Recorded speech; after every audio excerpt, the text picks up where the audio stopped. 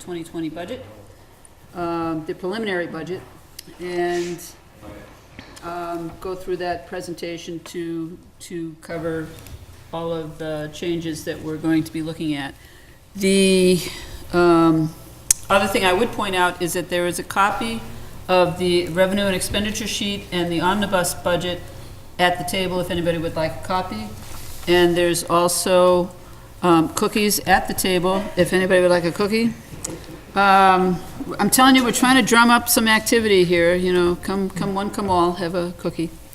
And then after the town manager presents her budget, I think, well, I guess we could go ahead and start with public comment. I was thinking I might hold it until after that in case people had any questions they wanted to address, but we won't take it out of order. We'll just go in order, and I'll ask if there's any public comment from anybody on the committee. Nope. Any public comment from anybody in the public? Then we'll just go right ahead and, if you will. All right, thank you. And happy Valentine's Day, everybody. Thank you for, it's a privilege to present the FY20 preliminary budget.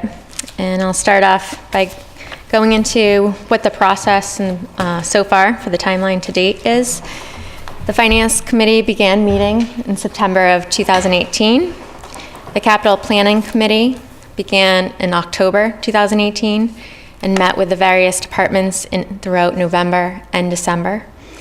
The town manager sent target budgets to departments in December of 2018 that were due back on January 10th of 2019. The Capital Planning Committee finalized the FY20 plan in January, and I presented that plan and the 5-year financial forecast at the end of January. And per the town charter, we are here tonight for a presentation of the fiscal 20 preliminary recommendation. So preparing the FY20 recommendation, the goal is to create a balanced budget that funds operating budgets using recurring revenues at current service levels with some exceptions. The original target budget used in December and proposed budget uses conservative revenue estimates, and it meets the town's financial policies. Certified free cash is not used on the operating budget, and this also abides by the town's financial policies. It takes $910,000 of free cash towards capital items, $150,000 of free cash towards OPEB liability costs, based on the 10% of the previous year's certified free cash. It takes $100,000 of free cash and deposits it into the regular stabilization account, and takes $200,000 of free cash and deposits into the special purpose stabilization account for upcoming large capital projects. On the revenue side of the target budget, in December we did not have the governor's proposal, so the estimates used for state aid were level funded from fiscal 19. Other revenue categories remained the same in the preliminary recommended budget. On the expenditure side, departments were sent target budgets to meet in December that included contractual increases and level-funded other expense categories.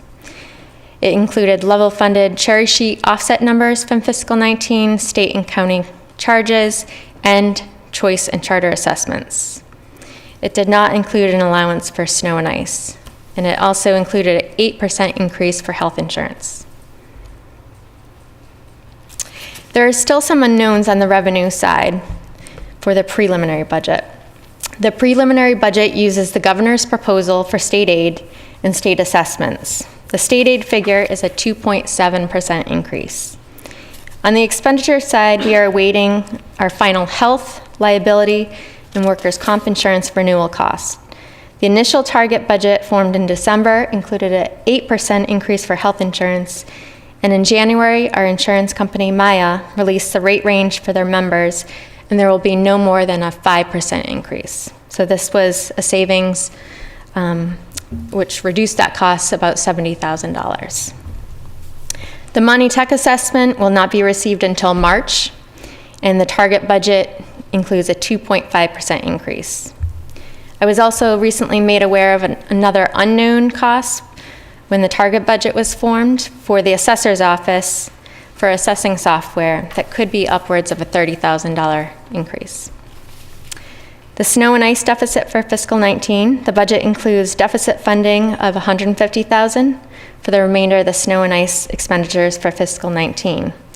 The fiscal 19 appropriation is $275,720, and the current balance, well, it's probably changed since this week, so that's probably in the red now, I would assume, for this week's storm.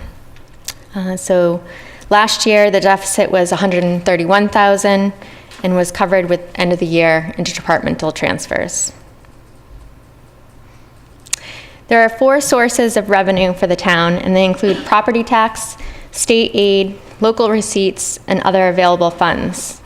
Property tax includes residential, commercial, industrial, and personal property tax.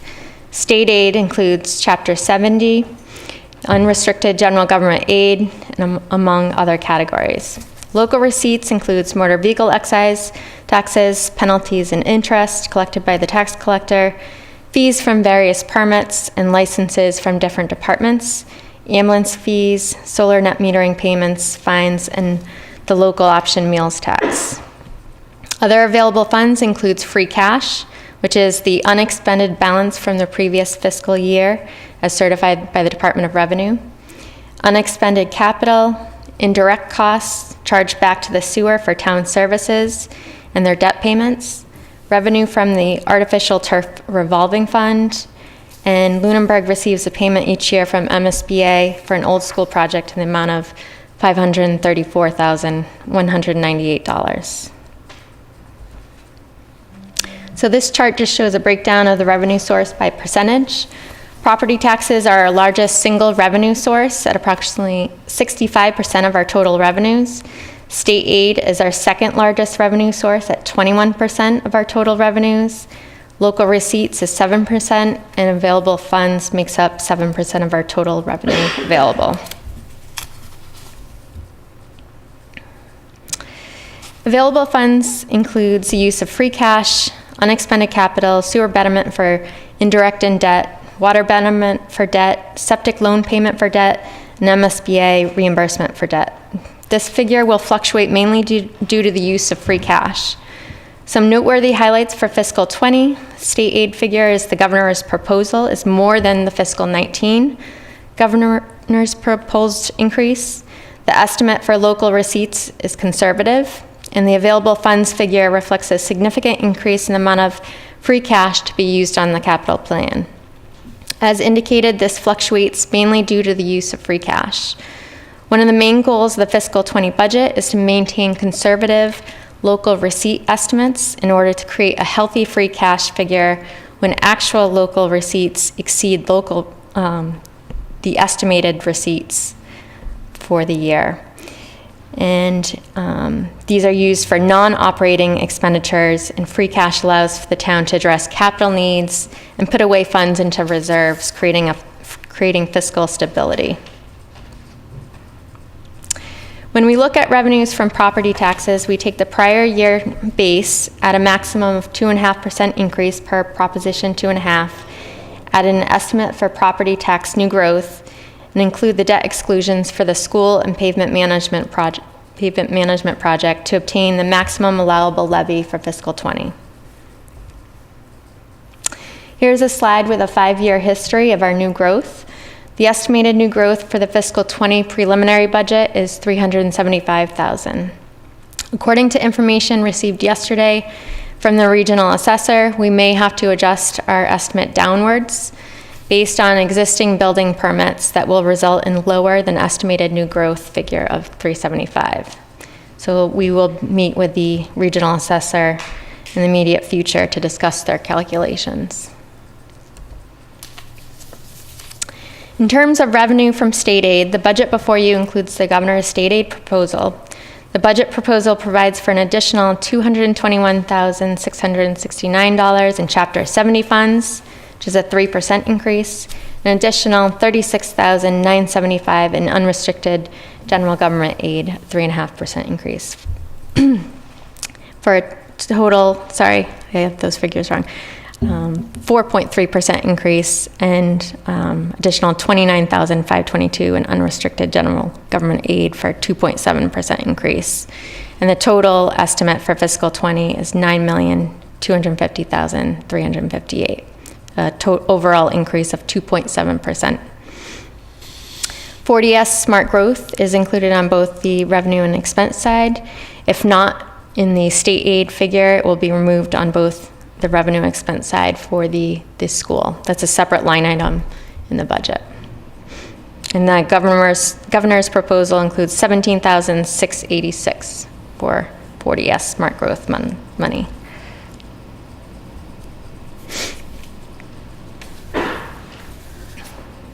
This slide shows a history of state aid over 10 years. And this presentation will be put up on the website, so if anyone is interested in looking back over the numbers, it will be up for review.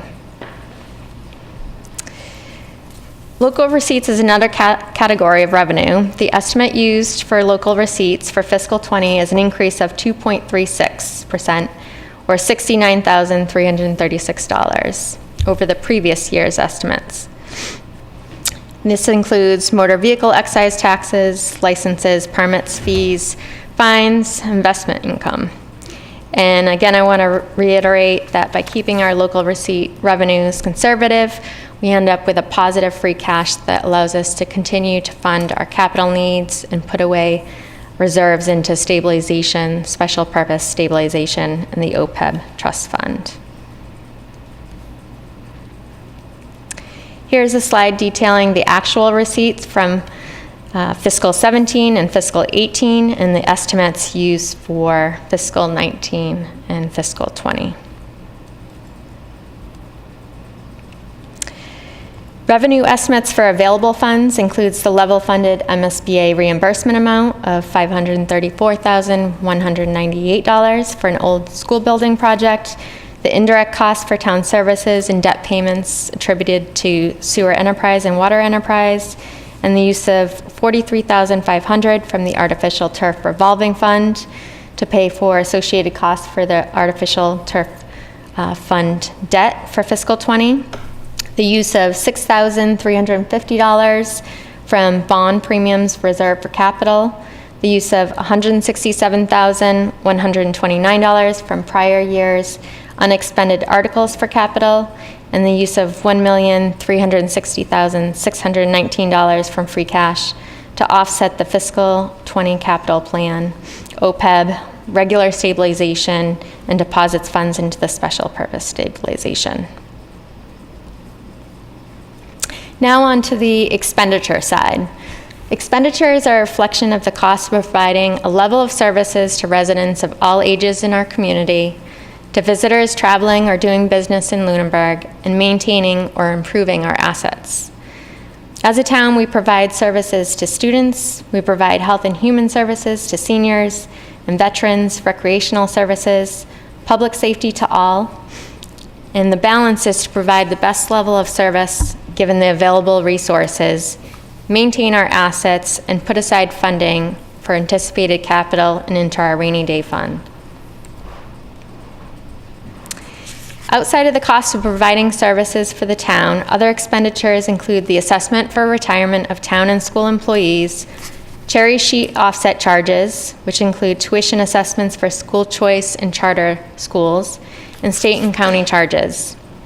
Also on the expenditure side is the sewer enterprise, solid waste enterprise, and cable access, all of which are offset by sewer betterments, bag fees, or subscriber fees from Comcast. The capital requests and other warrant articles that may have a financial impact also have to be included on the expenditure side, but are proposed to be offset by free cash. The expenditures are divided into functional categories that include general government, central purchasing, police, fire, other protection, DPW, solid waste, health and sanitation, council on aging, veterans, Lunenburg Public Schools, Monty Tech, library, debt service, unclassified general government, and retirement assessment. The overall increase for fiscal 20 is $1,260,667, or an increase of 3%. The largest increase is the Lunenburg Public Schools, $504,753, which is 40% of the increase. The next highest is unclassified general government, which includes health insurance, for $152,811, or 12%. And this is using the 5% increase for health insurance. And Worcester County Retirement is a $132,539 increase, or 11%. And DPW has an increase of $137,871, or an 11% of the total increase. While all the other categories are increasing, the debt service is decreasing by $119,369.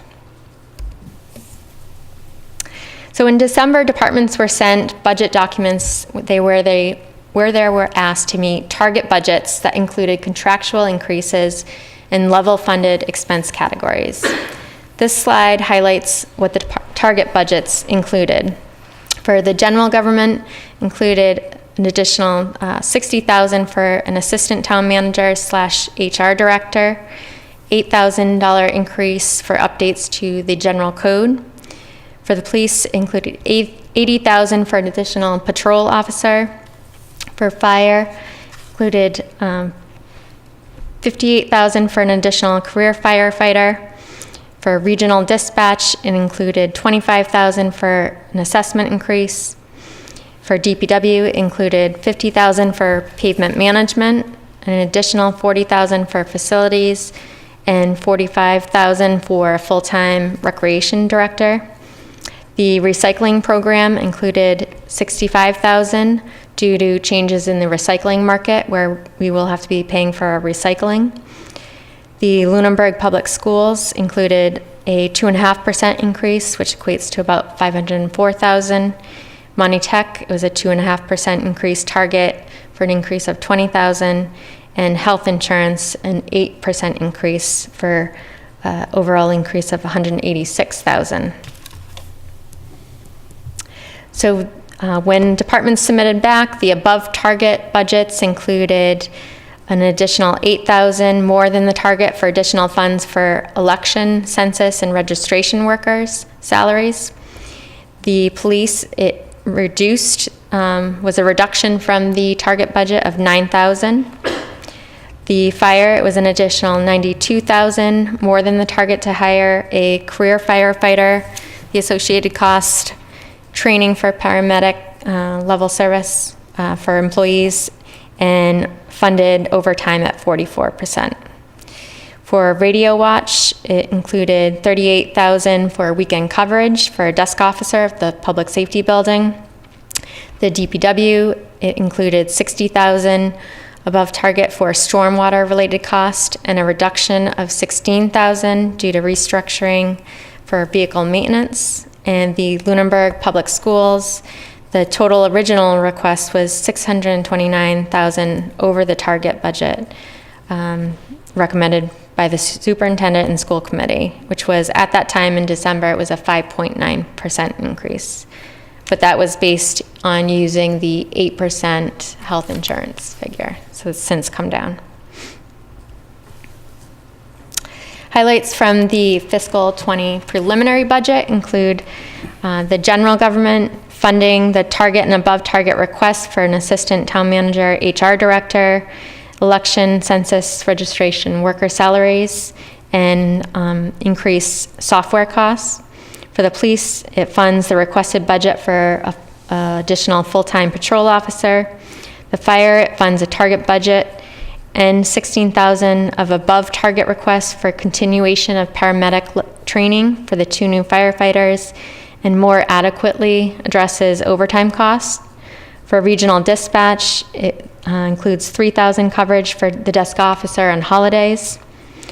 DPW, it includes an additional $50,000 for pavement management, an additional $40,000 for facilities, $20,000 for a part-time recreation director, and an additional $60,000 for stormwater.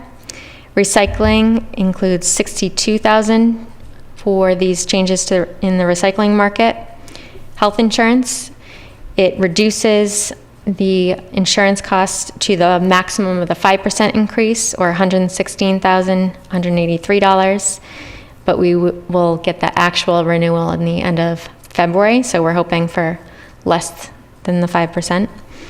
And Lunenburg Public Schools, the preliminary recommendation is still a 2.5% increase. But due to the reduction in the health insurance figure from 8% to 5%, the school level service request is now a 3.04% increase, or about $109,000 more than the target budget of 2.5%. And the superintendent's recommended budget is a 5.5% increase, or $600,000 more than the target budget. So this slide is a detail of the total debt service for fiscal 20. And debt service for fiscal 20 will be $4,638,683, which includes general fund debt, sewer-related debt, water-related debt, the MSBA school project, and exempt debt. This is just a slide. You've seen it before. It's our debt schedule. It shows how we coincide with our debt policies, and we're well within the limits of our debt policies.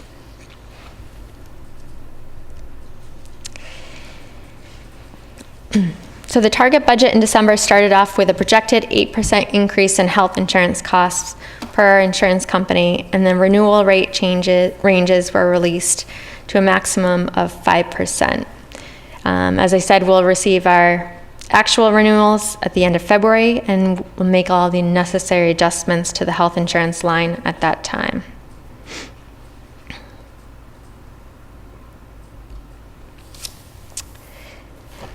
The next two slides are just a snapshot of our active and retirees contributing amounts for Worcester County retirement.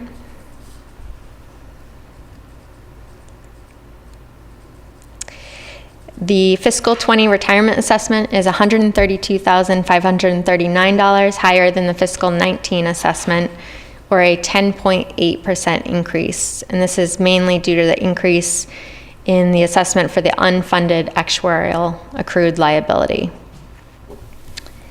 And that was our target budget, was a 10% increase. So we were about $1,800 difference around there from our target budget. So it was pretty close.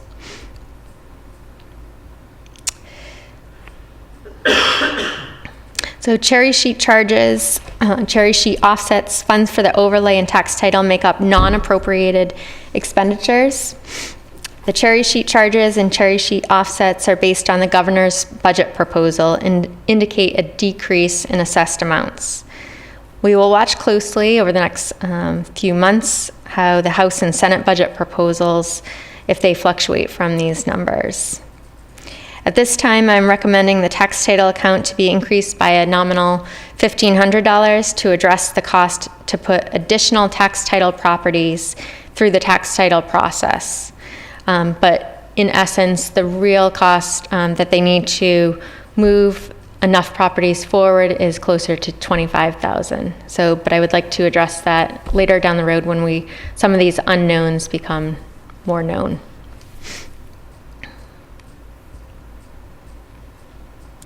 Another category of expenditures are warrant articles that will relate to the fiscal 20 capital plan, transfer of funds to the OPEB trust fund to continue addressing the town's unfunded liability, a deposit into the regular stabilization fund that equates to maintaining an amount equivalent to 5% of the annual appropriation, and a deposit into the special purpose stabilization account to address larger capital projects in the coming fiscal years. The recommendation is to use free cash for a portion of the capital plan, transfer $150,000 of free cash into the OPEB trust fund, $200,000 into the special purpose stabilization fund, and an estimated $100,000 into the regular stabilization fund. This recommendation includes funding for all the priority recommendations made by the Capital Planning Committee. The Capital Planning Committee received a total of $2,342,214 in capital requests from all the departments. I recommend we proceed with all the priority requests that will be funded through a combination of tax revenue, free cash, unexpended capital from previous projects, and a small amount from bond premiums that are reserved for capital. You will notice there is no use of borrowing for this capital plan.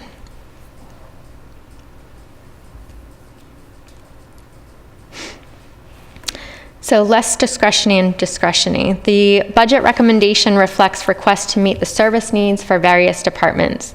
Includes one additional police officer, addresses a rise in overtime costs in the fire department budget due to moving to 24/7 coverage, and continues training new staff to become paramedics. Includes an assistant town manager position / HR. Includes a part-time recreation director position. It adds 2 hours for a staff person at the library. Includes an additional $50,000 for pavement management. Includes an additional $40,000 for facilities. And includes additional $60,000 for costs related to stormwater for the MS4 permit requirements. And you will, over the coming months, you will hear from the various departments and get a more in-depth review of their individual budgets. Okay. You have a question? I'll open it to anyone on the committee at this time. I'm not done yet. But Oh, you're not done? no, sorry. Oh, you were just taking a pause? No, I thought I heard a question coming. Well, actually, no, the question I was just confirming that, okay, so we are not borrowing fringe F4. For capital, no. Okay, For fiscal 20. Yeah. nice. Okay. On the education side of expenditures, the preliminary budget recommendation is a 2.5% increase for the Lunenburg Public Schools. This would be an increase of $504,753, excluding the 40S Smart Growth funding. Once we receive our health insurance and other insurance renewal rates, we expect to revisit the target budget for this school, because this budget does not meet their service level budget of 3.04%. Montechusett Regional High School, the preliminary budget recommendation is a 2.5% increase, and we received that assessment at the beginning of March. So some conclusions about the fiscal 20 expenditures. It includes the governor's budget proposal for the state aid, figures which are subject to change. It fully funds all contractual obligations and increased costs for non-personnel related expenditures. It's balanced based on the use of recurring revenues for operating costs, and there's no draw on stabilization or free cash for operating expenses. Maintaining level services with an additional 2.5 town employees. The preliminary budget does not meet the school's level service budget, and the goal would be to revisit it, like I said, once the unknowns become more clear. And the recommended budget does not fully meet service needs as requested by department heads. It also includes a recommendation to set aside $150,000 to address unknown snow and ice deficit at this time.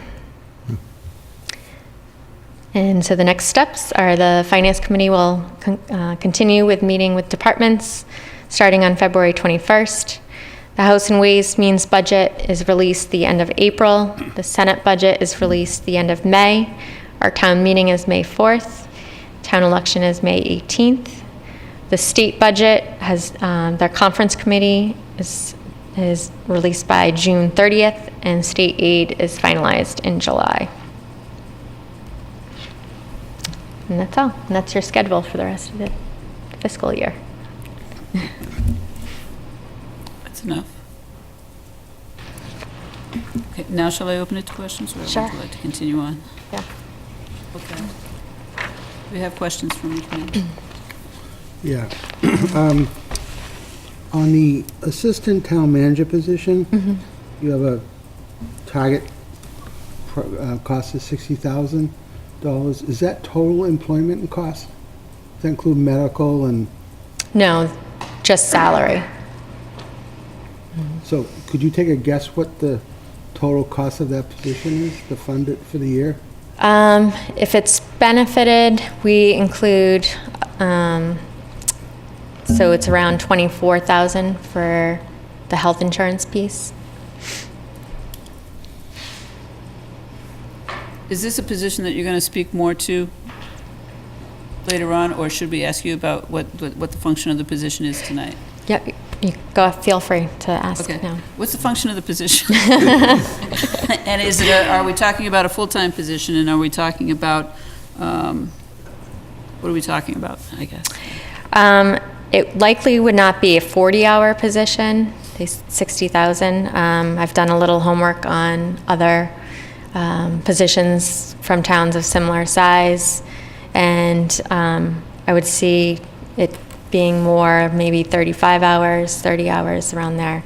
But the primary function would be to address the need for an HR director. We don't have an HR director. These duties currently fall between myself and the payroll and benefits coordinator. And so it would be a variety of things that we'd look for this person to do, whether making sure that we're compliant with state and federal regulations, grievance procedures, updating position descriptions, creating ones that we don't have, new employee orientation. There's a whole litany of things that this person could do. Salary and comp surveys for all the different bargaining units. Every time we have union negotiations, there's always a need for review of our comparable towns for salaries, and the SAP employees, which are non-union. Sorry, I interrupted you, George. Did you have more questions? So the surrounding towns that like abut Lunenburg, do they have resources that are specific to like an HR Director? director?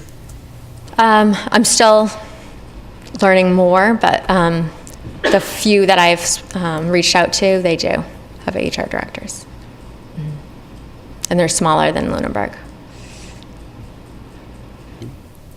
Okay, and then the other question that I would just ask regarding the position is, I'm going to assume that if that position was added to the administration, then there would be some value added to the town based on freeing up the town manager and the payroll and benefits person. And I guess my question would be, what might we see as the value added to having an HR person pick up those roles? Well, honestly, if anyone who's been in HR knows it can take a significant amount of time, especially if you're dealing with certain situations, that it would free myself up to do the variety of other tasks and responsibilities. I could go on with... Oh, no, the trade-off for me would just Yeah. be, yes, I'd write more grants, but Yes. I guess the other thing is, the question I would ask is whether or not you feel it's at this point, it requires a full-time position. I think it could be, the person would have more than enough work for a full-time position, so that's what I would advocate for, but knowing our resources, we can manage with lesser than that. Well, no, I guess I was just, there is a seasonal kind of ebb and flow to HR functions. I know that basically there's, like union negotiation tends to come up at particular times, insurance renewals tend to come up at particular times. Although I'm going to guess that they tend to not all happen at the same time. They don't, so no, that it does. but every year we're in a union negotiation, so throughout the year. We'll be just starting up the police union negotiations this year. We just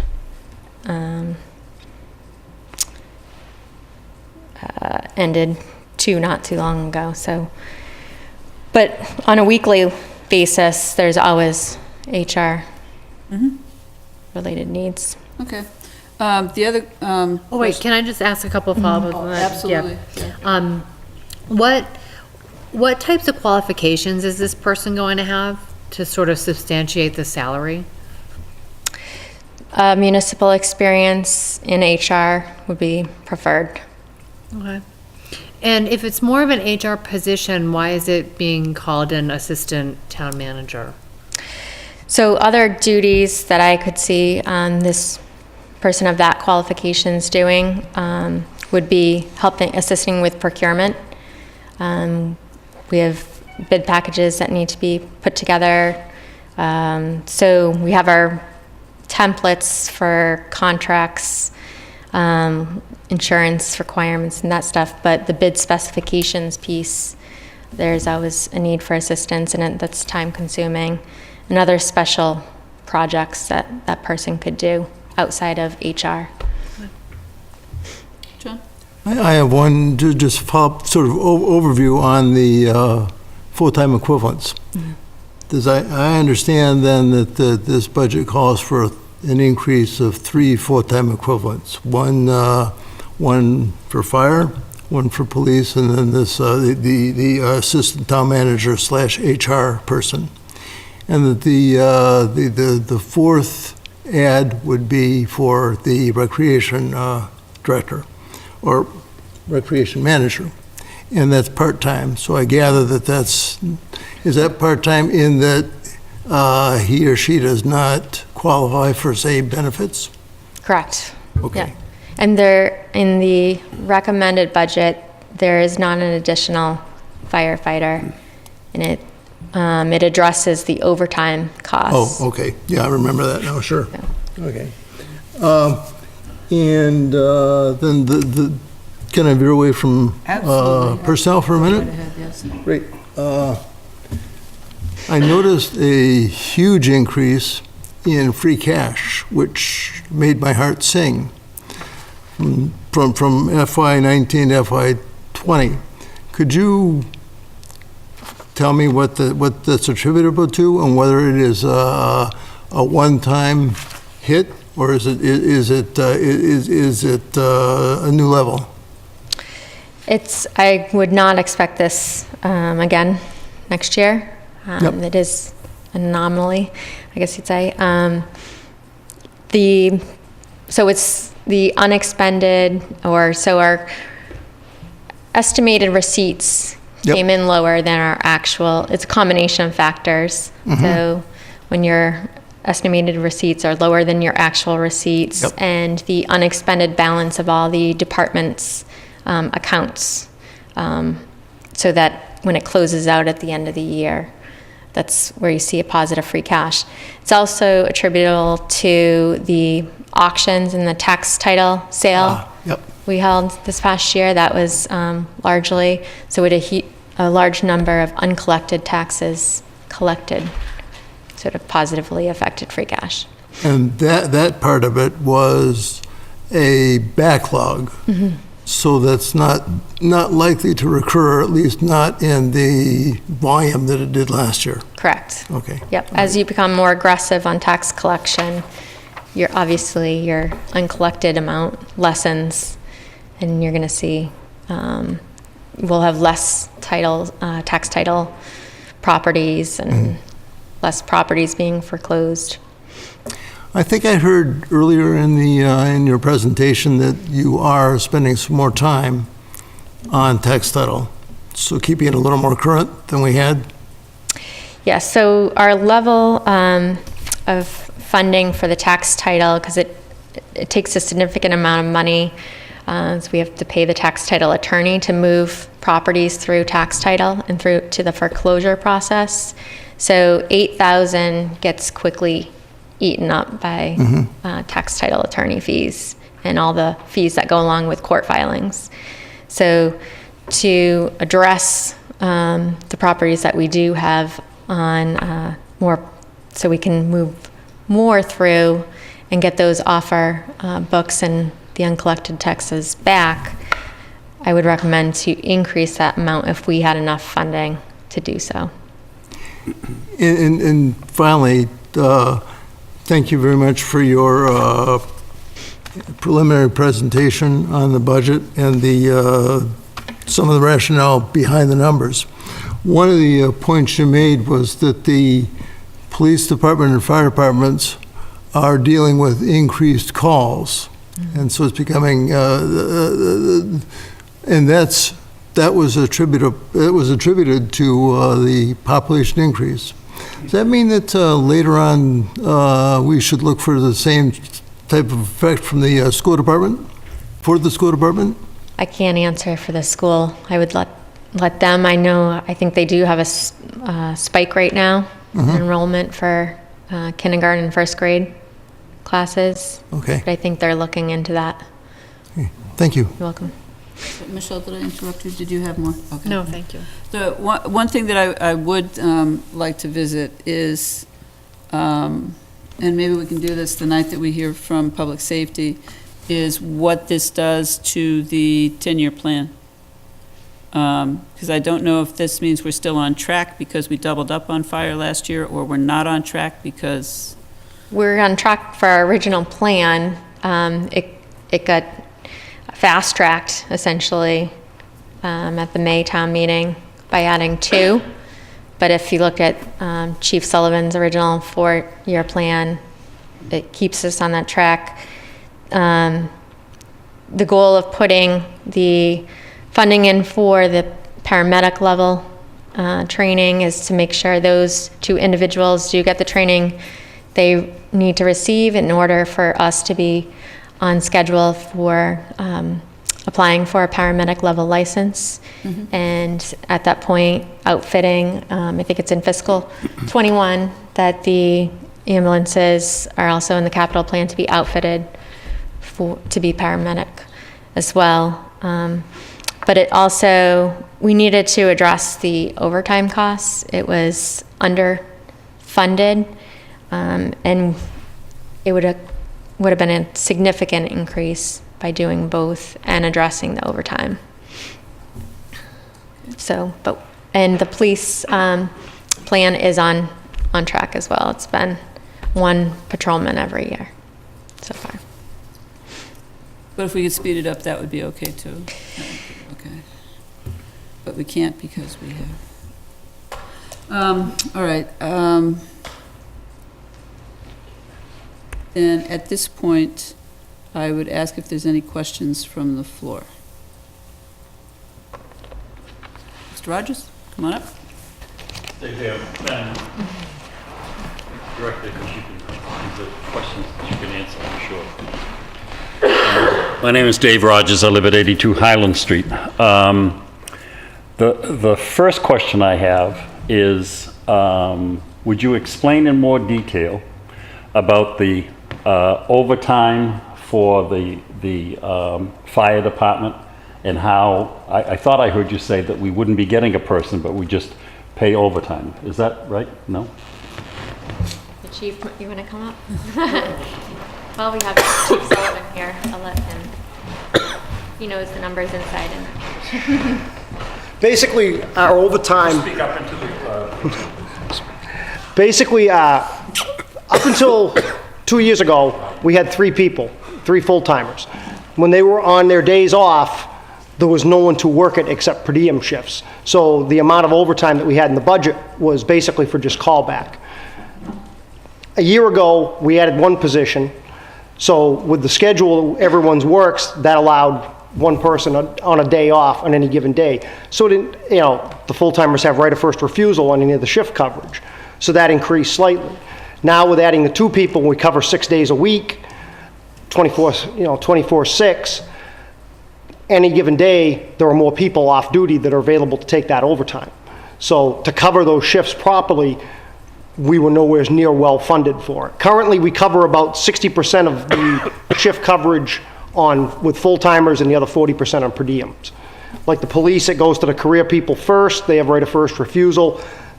If none of them want it, then it goes to one of the per diem personnel. So that's basically where the cost has come. When we increased the staffing, that was one thing that wasn't cost. We budgeted for the 2 new people. We didn't have the catch-up for the existing 4 staff. And that's where this is coming into play. Plus, there's also additional overtime for shift coverage for the people that are in paramedic school while they attend class or their clinical time. We have to cover their shifts if they happen to be working that day. So there's an additional cost there as well. So, Chief, when will we get to a point to have a full-time fire person and be able to cut back on the overtime? at 2 people a shift, I don't see it anytime soon. We have to fill person for person with only 2 people on. We have 1 person to extra days that's a per diem right now to give us 3 in the daytime because there are less people around. But even adding a few, eventually adding some more positions will take us from 6 days a week to 7 days a week to cover. We're still looking at, eventually if we added all the positions, it would be 2 24/7 and a third days.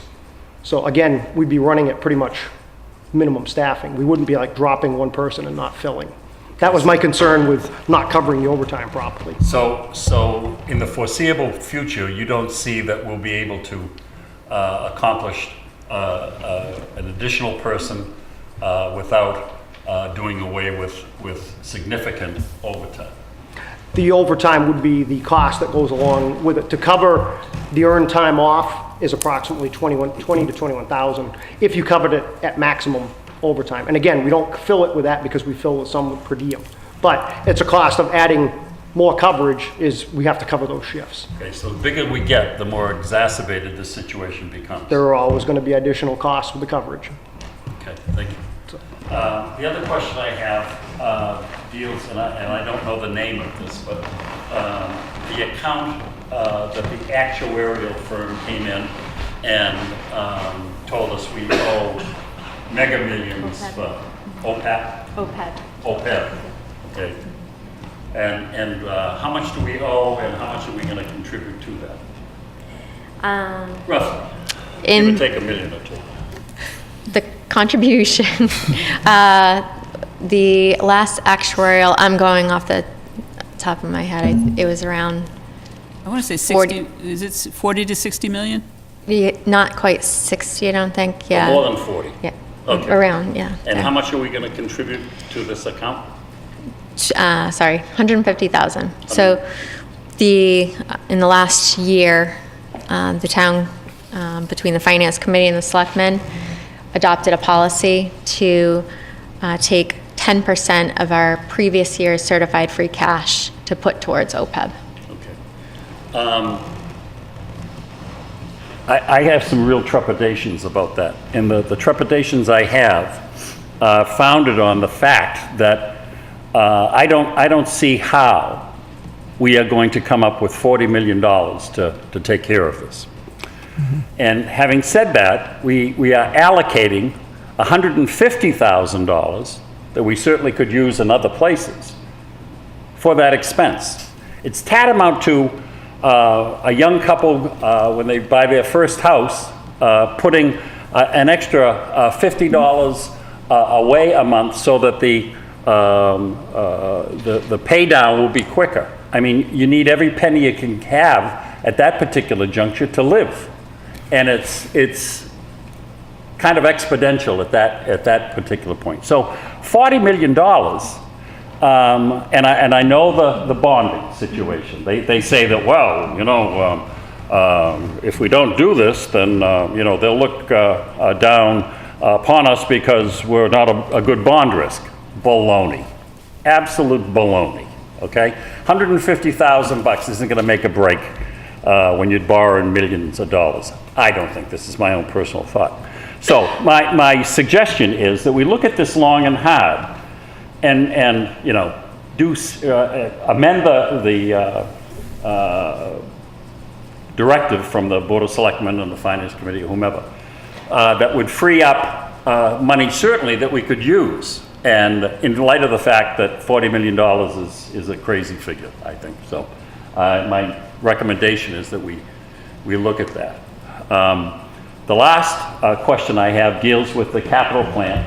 as it pertains to the $220,000, and I'd like somebody to explain that in detail if they could. Thanks. Okay, before we move on to the capital plan discussion, I do just want to address the OPEB discussion. And I think to be clear, and for anybody that is not sure what the OPEB is, that would be other post-employment benefits aside from retirement costs. So that's typically health insurance. And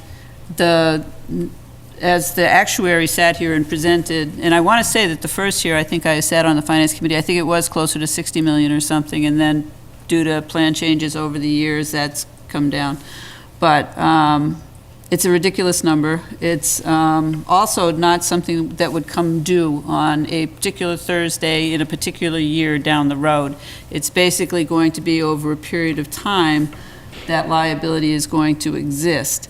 I think that with the bonding question that comes up is, as we look at planning for within the next, I don't know how many years, Turkey Hill coming up as an issue, the notion that, as the bonding question goes, and it would be interesting to hear from the finance consultant in terms of what they feel the effect of this is. My own take on it was that it's kind of like we have a liability and we're either taking it seriously or we're not taking it seriously. And I think a bonding agent is going to look to see whether or not we're doing something that seems to indicate that we take the liability seriously. And so this year was a particular anomaly in that there's $150,000 to put there in the first place. So next year's free cash might be $600,000, so we'd be talking about $60,000. So it's like, or, you know, if it's even less than that. So it's kind of, from my perspective, and there's another piece of me that would like to revisit the policy just to find out when we can take the money out. Because I do see that, you know, like, so at what point is it a critical enough issue to, again, looking at, and I'm not sure if it was represented here, but if you just look at the current retiree health costs and what we're paying this year in retiree health costs, it's over, is it 1.5 million? I can pull it up. For people who no longer even work in the town. So I think that trying to address the liability as something that, yeah, maybe we won't have a lot of free cash to play with one day, and we will be pulling that out, because it doesn't have to sit there until we get to $40 million. But it is a liability, and it is something that the employees of the town are relying on, and that we're really needing to make sure that we're in a position to follow through on. That's just my take on it, but that's. Yeah. And having gone through a bond rating process before, it was one of the things brought up. So, and as well as a number of other things, what our financial policies were, you know, they look at a whole host, what the financial health of the town is. Are you planning for the town? So, and just to be, you know, like, I mean, the other policy that I wanted to revisit at some point, when we first set the debt policy, because there wasn't one until 4 years ago? 4 years ago or so, 5 years ago. No, Yeah. there wasn't one. But basically at that time, and there's a disagreement among the finance committee, you know, like some people thought that it was set too high, some people thought it was set too low. I'm one of those people that, you know, like it's set too high. I'd like to see it lower. I'd like to see us have less debt. But the fact that we started where we started, because that's where we already were, and we wanted to make sure we didn't go any higher. But yeah, you know, like at some point as the debt starts to come down, I would really like to see that, you know, that maybe we can revisit that policy and bring it even lower, because I think that's one of the other issues we have. So frankly, if we weren't using free cash to put it into OPEB, I'd be looking at it saying, can we relieve some of the debt? But, we've had those discussions, and I so far haven't really won any of them, but that's okay. May I interject? I don't want to further your long-term losing streak, but I want to take Order a cookie. I deserve a cookie for that. other side, just to, for those here and for those in the TV audience, one of the issues we struggled with the debt policy when we put it together was how low do we set it to be sufficiently prudent? And at the same time, avoid tying the hands of Heather and other people in the town who might end up turning their backs on a good deal in debt. And there are such things because of the policy, having their hands forced, as it were. And so that was the struggle. We tried to strike a balance. Our debt limits are fairly consistent with similarly sized towns in the area. Yeah, so anyway, so that just speaks to that. I'm sorry. Mr. Rodrigan. No, by all means. All right, thank you. Thank you, Madam Chairman. Members of the Finance Committee. Been my charge for this evening to put together some pretty solid and detailed numbers to explain the $220,000 in the capital plan for the new fuel tanks. I don't know if even some of you are aware, or if you visited down at the DPW facility. We have an in-ground 10,000 gallon gasoline tank and an in-ground 5,000 gallon diesel fuel tank that were installed somewhere in the early 70s.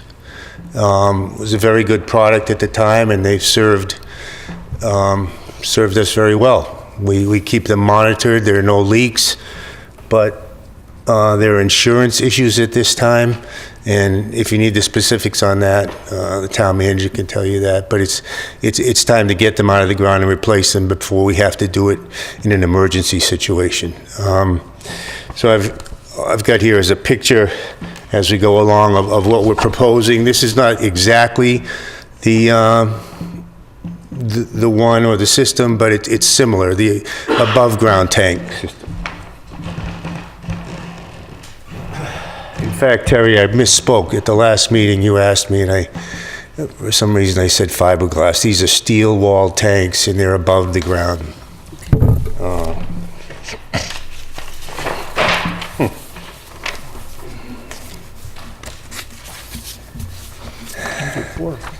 Okay, so what we're looking to do the first year was to take on the whole job ourselves, handle it, manage the job myself, look for the best possible deal on excavating the tanks, getting the best deal on buying the tanks, doing most or all of the work ourselves that we could do, and that came to roughly $110,000, $120,000. It would have been a big job. It's sort of out of our wheelhouse, but having been here just long enough, I come from the school of let's get the number just down as low as we can get it. Let's do as much of the work as we can ourselves. And after discussions with the town manager, we decided to postpone that for the year and look at getting the project engineered, designed, some because of the liability involved and because of the flammability involved, and frankly thought it was, not only would it be a time draw, but it would be something that, frankly, I'm not specifically, that's not my wheelhouse. That's the best way I can say it. So we're going to hand it over to professionals. And I talked to the professionals, the engineering company, last year during the capital plan process. And the engineering costs were, of course, they're high, and therefore it makes the costs of the whole project higher across the board. So I'm not going to go into every single nut and bolt here. Either way, no matter what we do, the tanks are going to come out of the ground. Their liability, I don't know, are they insured, or we have a rider, special rider that keeps increasing. So to take the tanks out of the ground, we of course have to do, the actual demo. But before we do that, there's a brook that runs down around the building, so we have to have the wetlands flagged. We have to have a notice of intent go before the Conservation Commission, and we expect that some of that work will be done by Matt Morrow, our conservation agent, so we can save some money there. the tanks, the 10,000 will have to be cut in half, the 5,000 will be pulled out, they have to be pumped out, cleaned, transferred to the appropriate source. The hole has to be backfilled, and the soil brought back to its original shape before we do anything else. And the figures for doing that are $20,000 to take the tank out of the ground, both tanks out of the ground. The backfilling, which we'll do some or most of, is another $6,000. And then, well, the pad goes into the next process, so I'll leave that out. So it's $26,000 just to get the tanks out and fill the hole. The unfortunate thing is besides that work, there's the engineering component to do that, which they first have to come in and do a topographic survey. As I said, the notice of intent can be done in-house. We have a Mass DEP stormwater report that needs to be done by the engineer, a site stormwater management plan, a geotechnical investigation, specifications about what the tanks are, what shape are they in, what's in them, what's residual before they get shipped out. We own those things from cradle to grave. And then, of course, the actual shipping. And that is a small part of the engineering, which is probably about, I'm adding this up quickly, $25,000. So the portion of the engineering, and these are just estimates, and be clear that they're just estimates, and to get the tanks out of the ground, I'm thinking around $50,000. Okay? Now, beyond that,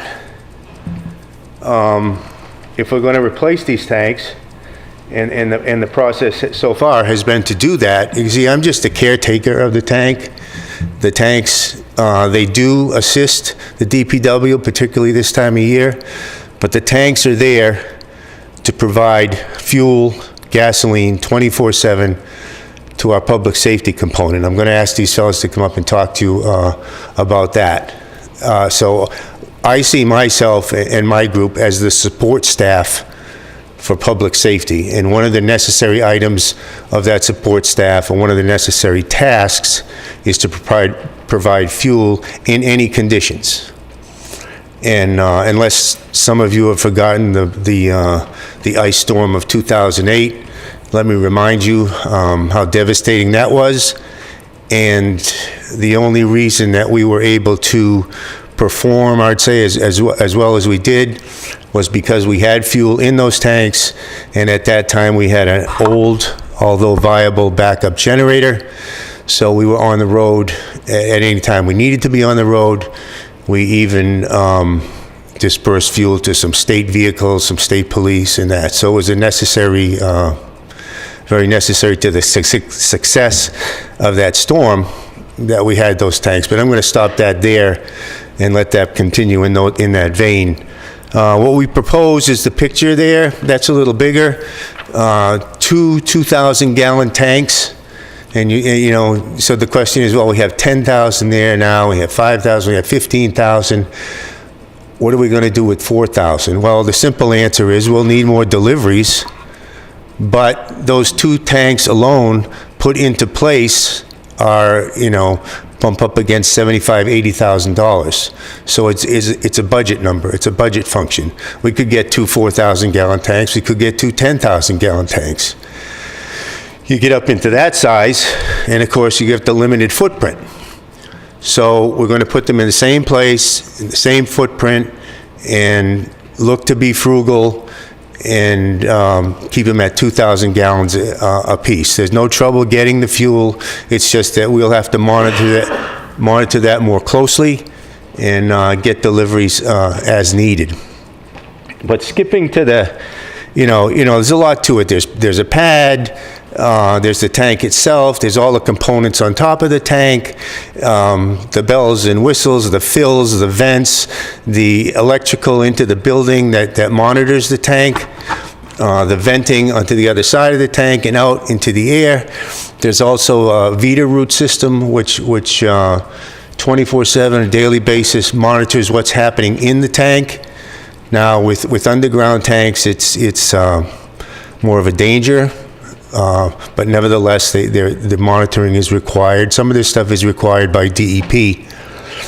And so, jumping ahead to the final numbers, and I can answer some specifics if you need them, but the bottom line here is, I think, is what we're talking about, is that I feel, and speaking to the engineers today at length, that the subtotal of the tanks removal and replacement would be somewhere in the area of $220,000. Okay, the engineering fee is going to be $70,000 to $75,000 for a total of $294,000. The capital plan has $330,000 in it at this point, the 110 and the 220. You put that estimate up against it at 294, and that leaves $36,000, which in a job like this, you have to have a contingency. The important thing to remember in this number is because of the size of the project, it goes out to bid. We can't split it up. It goes out to bid. It's a sealed bid. And, we do that with sewer. We've done it with other big projects. You just never know what's going to happen. Are the bid's going to come in high, low, reasonable for us? Are they going to come in on budget? That's something you just don't know. The engineers have based their estimates on that. This estimate is a little bit at the lower end because we're able to do some of the work ourselves, the dirt work and the compaction and the asphalt and the concrete to keep the costs down, and the day-to-day observation of the job. I mean, they're very expensive to come out and make sure that the concrete is poured correctly, to make sure that the steel is erected correctly, and they have to be out so many hours because it's their stamp is on the project. But I expect to handle a lot of that in-house. It's just more work, but it does keep the cost down to that point. So I'm open for any questions in terms of the specifics. This is very small.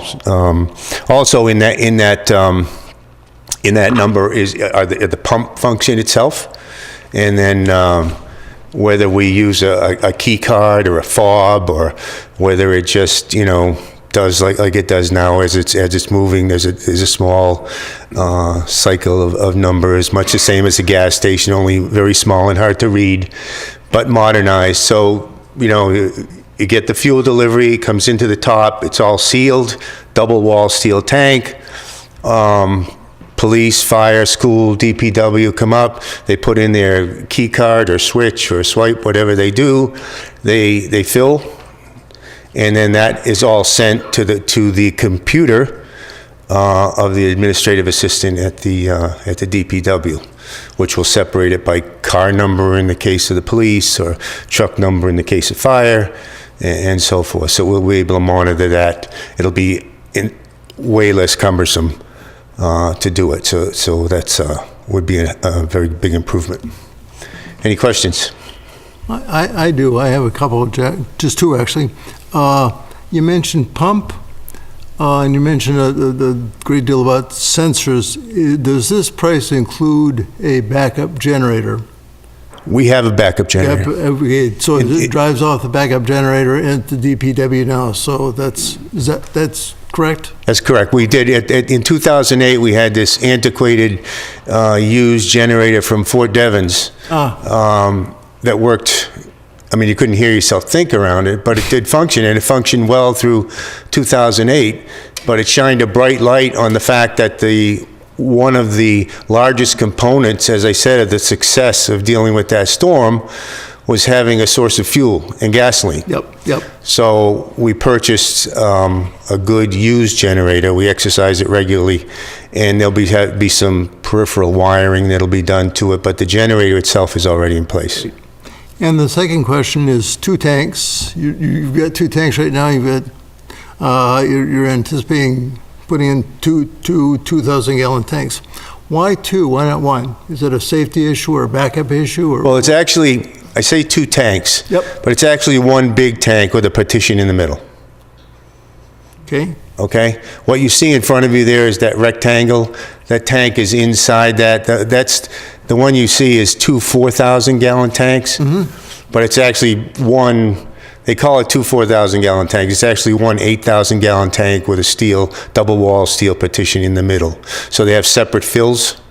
So essentially, it's two 4,000-gallon units. So that's diesel and regular? Diesel and gas, sure, yep. Okay, all right, good. Mark? Yeah, so my question is pretty much, how much diesel do we need per week? Because I'm just a bit worried, how long will 2,000 gallons really last? It's not so much how much diesel we need per week, to your concern. It's how much gasoline we need per week. I don't have an exact number, frankly, and that's not why I'm dodging the question, but what I can tell you is that the police use approximately 500 gallons a week. Okay. So they would empty that tank in a month.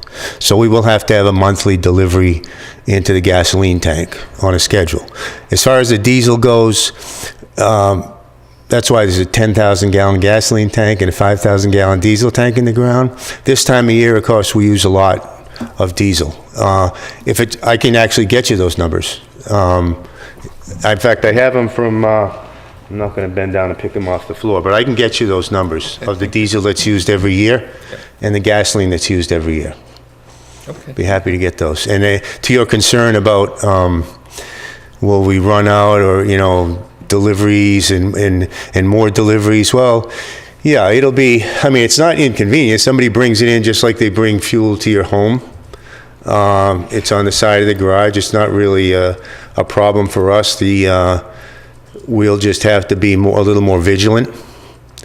We have a metering station in the building which constantly spits out what's left, what's been used, and what's left in it, and we monitor that closely. You can tell when you're using a lot, and we know what the police are going to use, and if the fire's been busy, because they're the only other users really of the diesel fuel. Yeah. I see it as less convenient being smaller, but I also see it as significantly less money. I see your side. I'm dealing with the same issue in small with my propane tank. Sure. Yeah, It powers the house, it powers the generator, so how much propane do I always want to have in? Because there could be, again, an ice well, isn't storm. there, So it's like... there's a comfort level. Yeah. Yeah, there's a comfort level. And when we sign our contract with, each year, we work out of the state bid, and, the contractors have been excellent. 25 years, we've never been without a delivery. I take that back. 1 year, we switched contract, and the fellow that didn't have the contract didn't honor it. There's like an overlap. We didn't run out. And it's worked flawlessly, except admittedly one year, about 10 or 12 years ago, they added a significant amount of ethanol into the gasoline tank, and I wasn't informed. Just didn't come my way, and so I would always, like your car, I would kind of top it off to minimize the deliveries. Well, we topped it off, and because there was so much ethanol in the tank, it took whatever there was for rust in the gas on the inside of the tank and placed it all into the cruisers over the weekend. So I got a call on a Saturday, geez, the cruisers, can you get the mechanic in there? And 2 hours later, there were 6 cruisers broken down. So that was not an enjoyable weekend. Since then, we haven't had a problem, not one problem in 25 years. It's worked beautifully. Sir? So Jack, just a couple of questions. What's the life expectancy of the solution? And is there any price advantage over getting like bulk deliveries to the highway department versus a pump fuel? Okay, let me, I'm not clear. This is bulk delivery, Right. okay? I'm not, So per gallon, when you're buying it in bulk, are you saving anything versus going up to the local gas station and? well, I think we're going to get to that. The way our fuel is figured, of course, we don't buy it every day, but there's a price for gasoline, say, every day. There's a market price, just like there is when you work on a fishing boat. You bring it in, the price of fish that day is such and such. And we get a percentage below the daily price. We don't pay tax. And so it doesn't matter if we get, I mean, for convenience, we work with the people. They're not going to bring a tanker in for 300 gallons. That's why we let it come down, and we usually order between 3,500, 4,000, 3,000 gallons. But it wouldn't matter if we were ordering 500 or 3,000. We would guarantee them X amount of gallons plus or minus each year, and our bid would work off of that. Okay. So over time, it sort of helps pay for it. Well, we don't know any other way. I mean, there's going to be some discussion about, and there has been, discussion about what's called the WEX program, W-E-X. And in fact, Mr. Rogers brought it to our attention. I don't know if I wasn't at the meeting, but it's a card program, and it's used in some communities. And every person in the staff has a card. And like my truck, I have a pickup truck. I would take it to a designated station. Not every station is in the program, but many are in the program. And it's much easier to get gasoline than it is to get diesel fuel. And I would just go and, just like you do with your credit card at Cumberland Farms, I'd put it in there and the gas, and then we'd have to pay the tax initially, then we'd have to apply for reimbursement. And you know what? I just got into this week, trying to research it. So I don't have the numbers in terms of what we would save per gallon. I don't have that. Okay. But I'm going to stop right now unless there's other mechanical questions. I was just wondering. Oh yeah, How go. long do you think what's the life expectancy of this? I'm guessing, the ones I looked at today, I think it's like 80 years, 50 years. Above ground makes all the difference. As long as the steel is coated and protected, it's bulletproof. It's out in the elements. There was an addendum that we may have put on it for a canopy, so that the DPW workers don't care, but the firemen and police, they don't want to stand out there and get wet when they're fueling their trucks. But I think that's a little too much to spend. I wish we could. Unfortunately, there's also a fire suppression unit, and you see it on top of that photograph. We have to have a discussion. I have to have a discussion with the fire chief, because it's really, and Chief Sullivan will tell you, it's their responsibility. They inspect those tanks. They make sure those tanks are up to snuff. We have them inspected regularly, tested regularly. DEP requires it of us. The fire department inspects it. The fire department will be a very important component of this job in terms of inspections. So does that answer your question? Thank you. Okay. I'm going to turn it over. I don't know if Pat, if you want to come up, or Jimmy, and because this really, as I said, for us, snow time of year, yeah, we use a lot of diesel. It'd be inconvenient for us to go, to wherever and get diesel fuel, and then the what ifs occur. What if we are in that storm where we can't get diesel from these folks, and they don't have a backup generator? I mean, the police and the fire, I've learned that they are in the what if business. They have to go to worst case scenario. You see, it's been an education for me. You see people, an accident, here comes a fire truck, 2 cruisers, an ambulance, there's fire personnel, and I'm thinking, geez, this is all, but they're ready for everything. Everything, worst case scenario. So they're going to speak to worst case scenario right now. Sorry for this mess.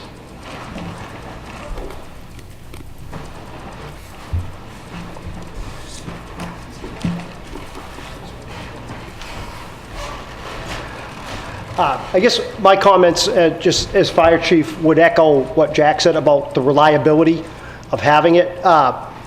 When Jack had brought up about the WEX program, we looked into it. There's currently one service station in town that takes it, and they don't have gas anymore. They're not, or diesel. Right. Of the other 3 remaining stations, only two have diesel. Only one is open 24/7, and that's on the Leominster line on Leominster Shirley Road. So it's about a 10, 11 minute run to the opposite end of town for us. And again, my concern, and none of these have auxiliary power. So again, in a severe situation back, again, some of you were here for the ice storm, some of you weren't. dealing with a commercial station, you're also dealing with everybody else that's trying to get fuel as well. So we're trying to fuel up on that. One of my firefighters that has a better memory than I also mentioned how Fitchburg had to fuel a few of their vehicles here because they couldn't fuel theirs at the time. Now, Fitchburg apparently uses that program. It works well for them. I do know from anecdotally, I don't believe any of the other communities in the area use it. I believe Townsend, Jack, has the same system you're looking at, I think. They built a new garage. Yeah, they put in a similar type system. I've seen it just going by over there. But I believe most of the other communities around are relying on dedicated supply for municipal. And again, it's not only police and fire that we need access to it 24/7, but again, for DPW, especially in the wintertime. But for me, under emergency circumstances, it's critical to be able to have that, to not have to send a truck to all the way to the opposite end of town to fuel, or worse, out of town. So, I mean, that would be my concern with it. I mean, I would share the concerns a little bit about the amount of fuel that's in there, but on the other hand, smaller tank, the fuel turns over faster. You don't have to worry about the gas going bad as well, too. So as long as it's kept up, that may be an added plus. That's my 2 cents on it.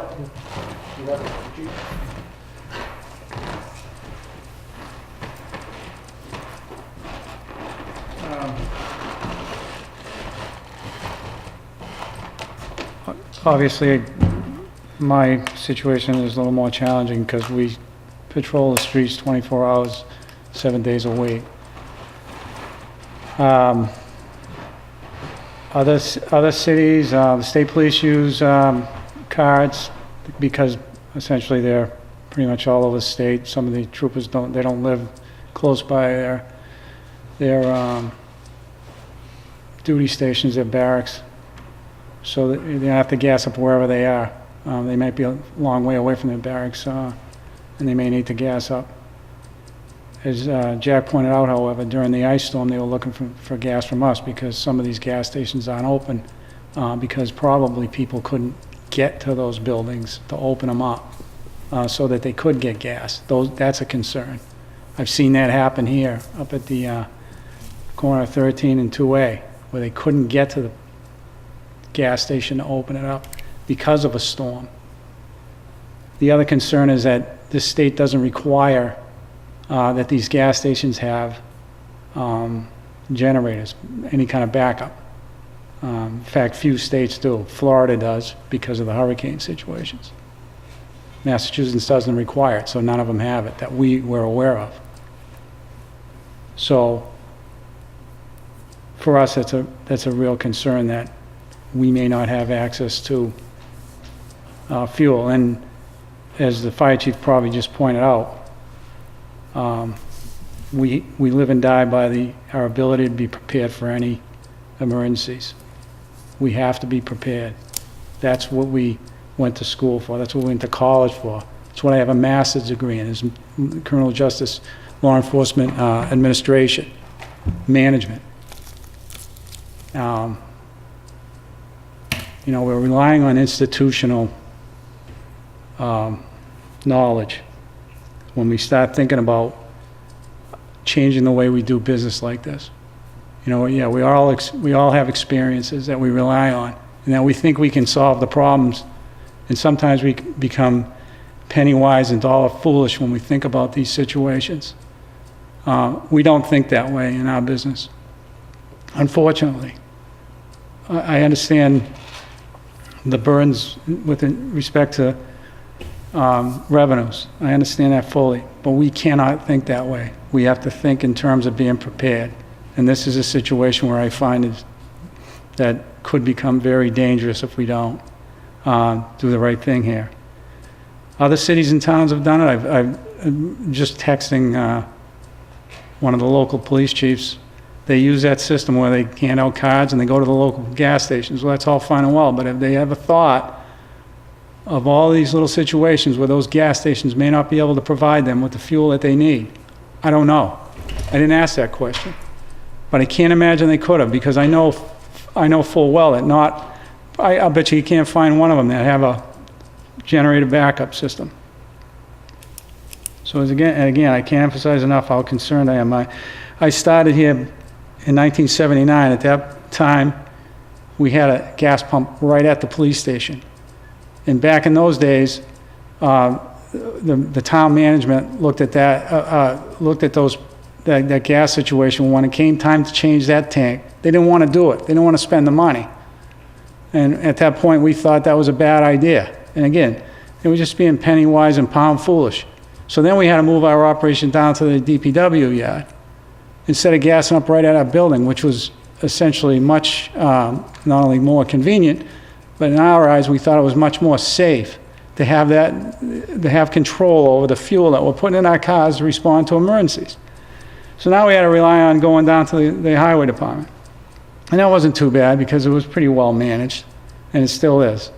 But it would have been better if they spent a little money and just replaced the tank at the police station, but that didn't happen. We proposed to put a tank at the new public safety building when it was built. Nobody wanted to hear that. It was an expense they didn't want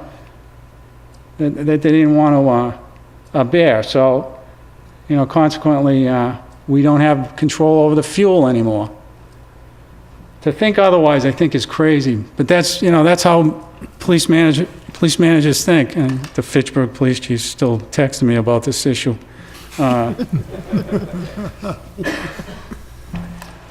So that's my opinion. That's why you hired me, because you wanted somebody to manage a police department. That's the way it has to be managed. So. Thank you. Mr. Rogers.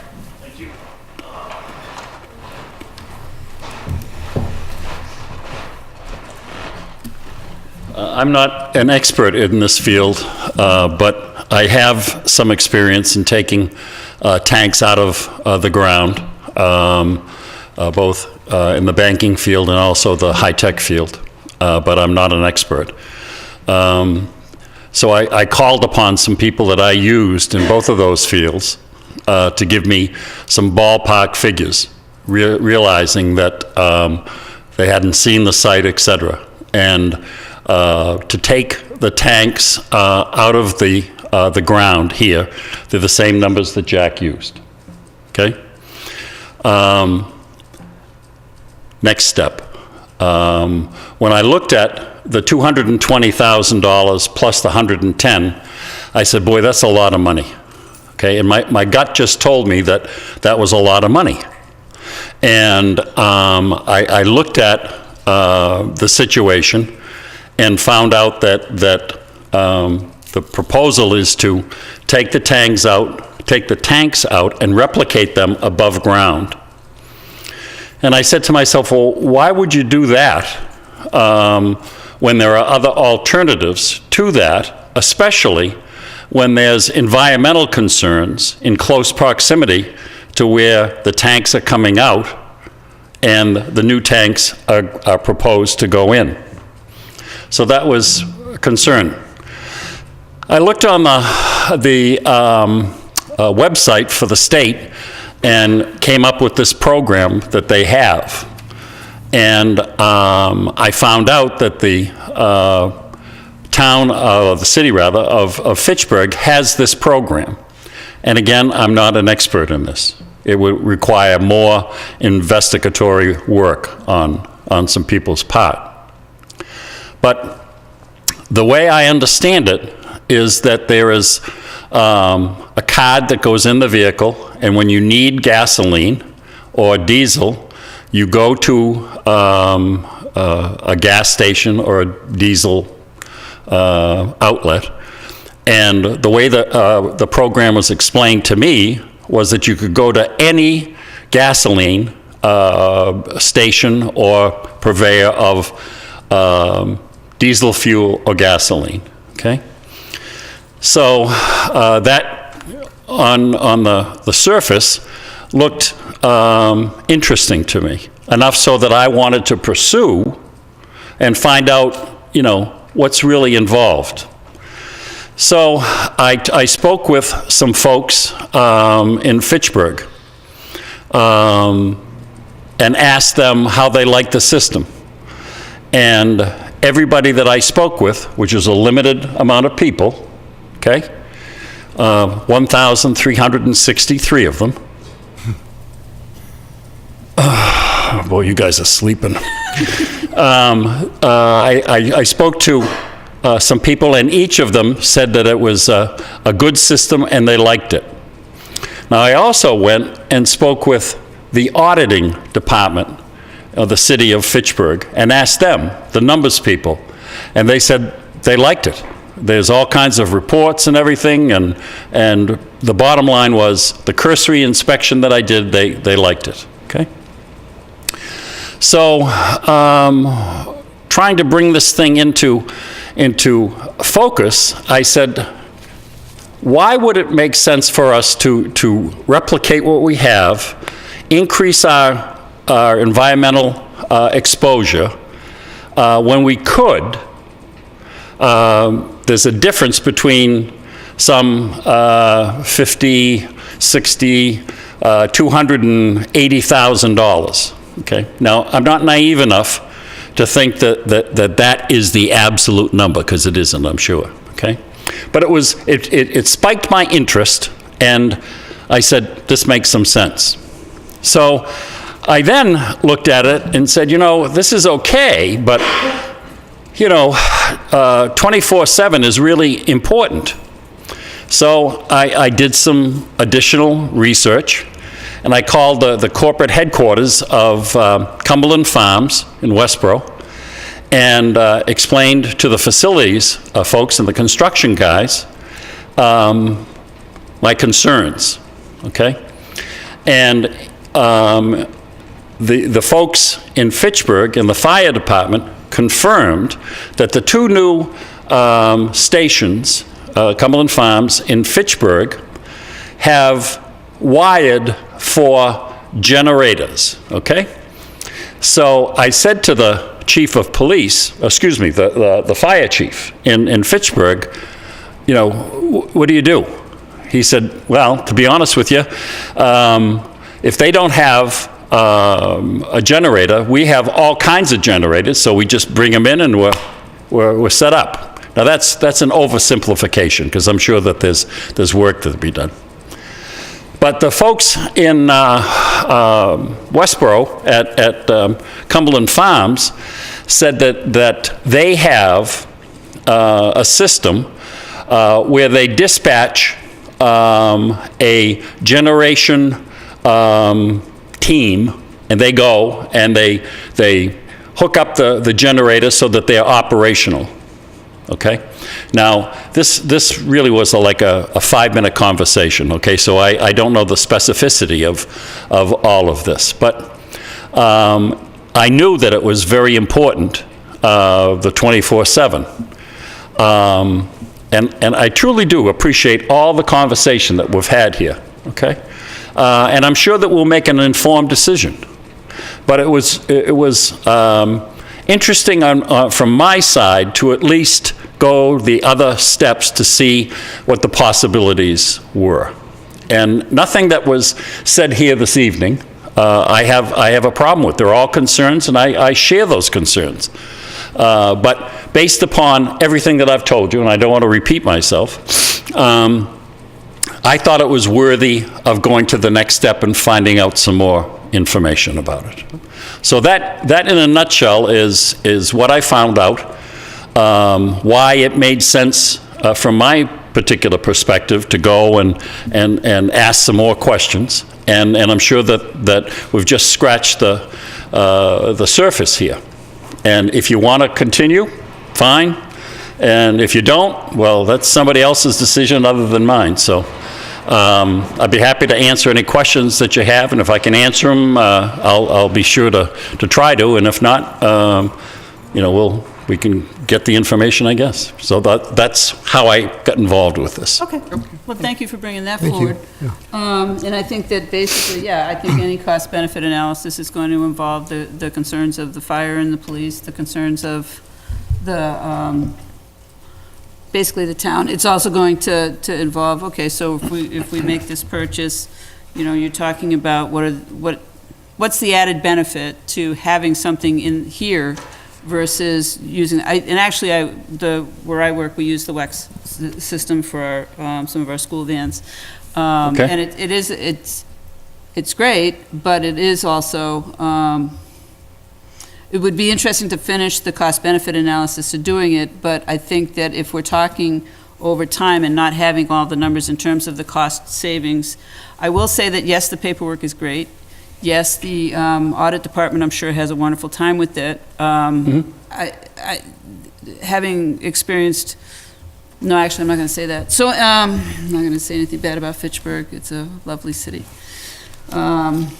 Well, I just want to comment, if I could, about the vested interest and everything. I 74 years old, 2 heart attacks, and a couple of trips to the hospital. I really want to make sure that they're there 24/7 and ready. That So, the I mean, yeah, and that to the suggest ambulance that anything other than that, Sure. so. Yeah, no, I think it's an interesting thing to pursue. It's an interesting question to have. And I think that, yes, I think by the time we get to town meeting, there will be an informed decision, and I'm sure that we'll have more information going forward. Mark? There's maybe one point. In my current role, I'm a risk manager, so we look at things a little bit different. Sure. From a risk management point of view, you always look like the what ifs, what can happen. Yep. And what would be holding Lunenburg back in doing both? I don't know. Pretty much having small tanks for the what if scenarios, but still using something like the VAC system for convenience, for normal fills in the area where you can do it. Because that would be the best of both, and the VAC system doesn't cost a lot. That's the part I looked into. Yeah, I was told that it doesn't cost anything. It's no? per car fee, but it's a minimal fee. Okay. It's really Yeah, I think that the question isn't, does it cost anything? I think the question is, the potential cost is, what's the contract for gas versus what's the per gallon through the convenience of the WEX system. So, Sure. that's to me, when I'm saying cost benefit, that we don't have the numbers of what's the cost, like what does it tend to be? Yep. Because if we're buying under market for the tanks, and we're buying market less the taxes for the WEX, I mean, it would be interesting to see. Yeah. The other thing, and this will be my last point, I promise. The new Cumberland Farms at Kings Corner, okay? They have a program, and I don't know if it would be applicable.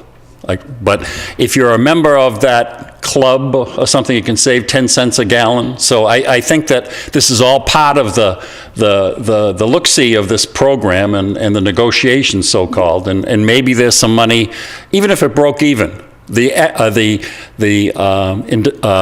environmental concerns, from my standpoint, are something to really think about. Okay, anyway, you heard where I came from. Yep. George? John, did this go through capital planning? This did go through capital planning, but it went through capital planning prior to Dave Rogers surfacing this alternative. So when the capital planning group finished its business and voted the approval on the projects, the removal and replacement of these fuel tanks was approved unanimously. Like a couple of weeks ago, back in sometime in January. But again, that was before Dave surfaced this alternative. But if I might, I'd like to at least put something into perspective here. We already know we're going to have to remove the 2 underground tanks. They're 30-plus years old.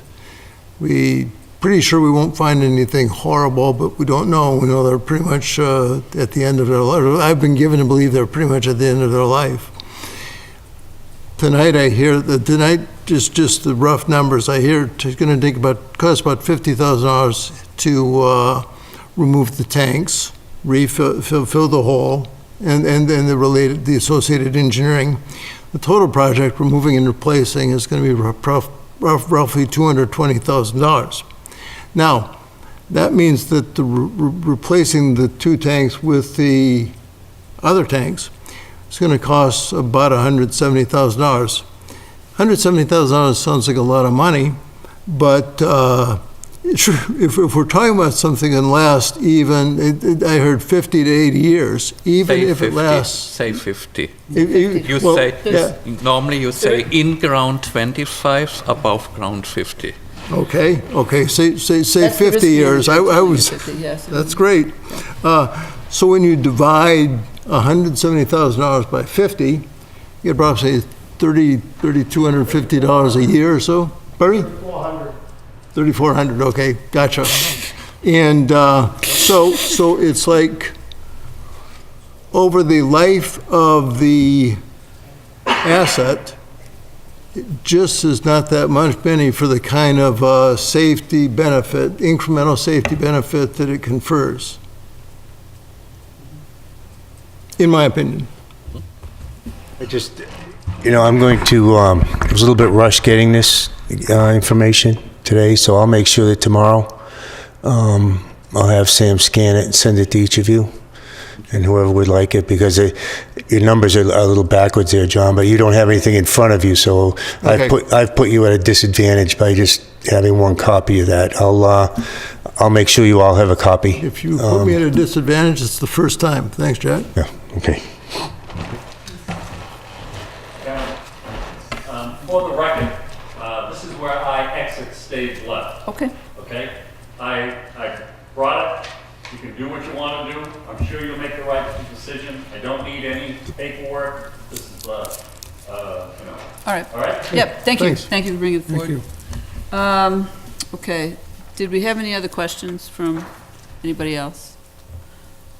No. All right, so then we'll move on. Do we have any committee or department updates? Do we have any town manager updates? None. None, okay. George? Yeah, earlier today, I emailed everybody on the committee, report from Chief Sullivan. About 3 or 4 meetings ago, the question surfaced as what the maintenance schedules were on the fleet of vehicles in the fire department. And the chief responded in very good detail, and I've emailed everybody today, but he's basically looking at mileage and hours being used on the machines to manage all these different pieces of equipment. Okay. Good. Anything else? No. Okay. The next agenda item was minutes. I don't know if people had a chance to review the minutes from January 9th. That's going back. Those were the minutes that Hannah had sent out a little bit late. Yeah, I did review them. That would- Yeah? Okay. Is anyone prepared to make a motion to accept those minutes? I'm making a motion to accept the minutes from January 9th. Do I have a second? Second. All in favor? Aye. Aye. And I, okay.